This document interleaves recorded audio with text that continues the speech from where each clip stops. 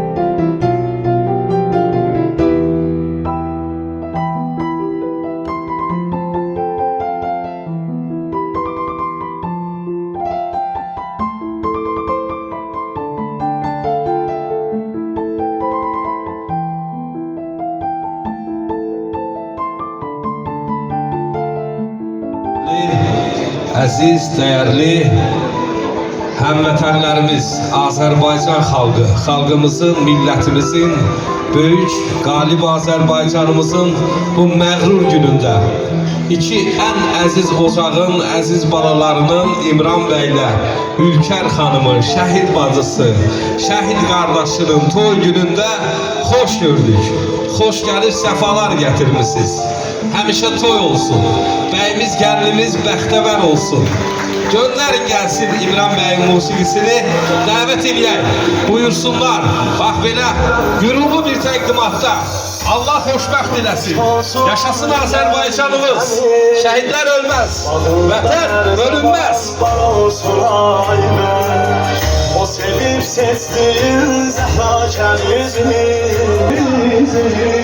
ömrüm olsana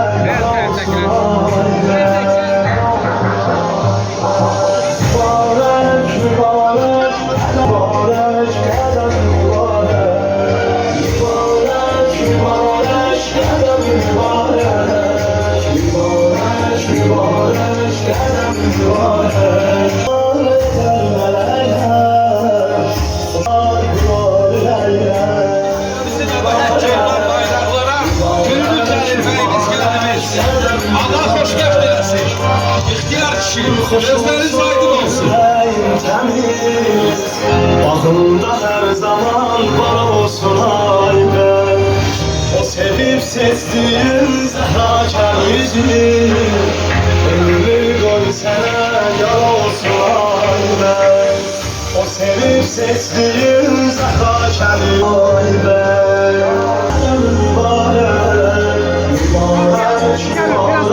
Kendimiz ayak saklasın. Ülker Hanım, Azərbaycanımızın müqəddəs qəhrəmanlarımızın ruhuna baş əydik. Allah Teala Azərbaycanımızın bir daha şəhid xəbərləri ilə sarsılmasın.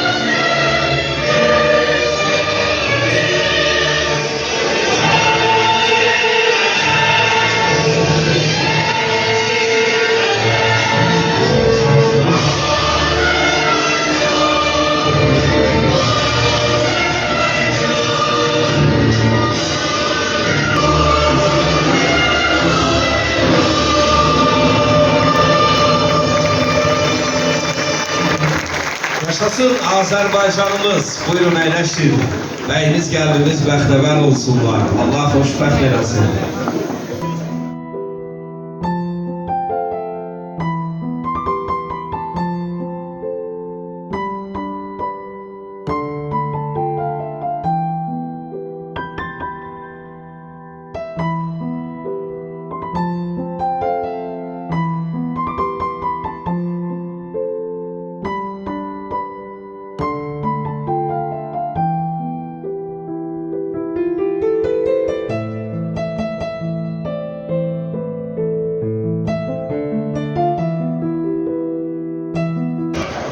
mən bütün Sabirabadlılar adından, rayon icra hakimiyyətinin başçısı adından, prokurorluq, polis, MTN, məhkəmə, bütün kollektiv adından burada iştirak edirlər, bütün rəhbərlik iştirak edir. Onların adından gələn qonaqlarımıza xoş gəldin deyirəm. Qoy Sabirabada, vətənimizə, bax belə Allah toy qismət eləsin, bu toylara bizim böyük ehtiyacımız var. Bir də ki, elə bu kənd Qaralar kəndi, bu kənddə doğulmuşam. Bir kəndimiz mahnısı olsa ixtiyar.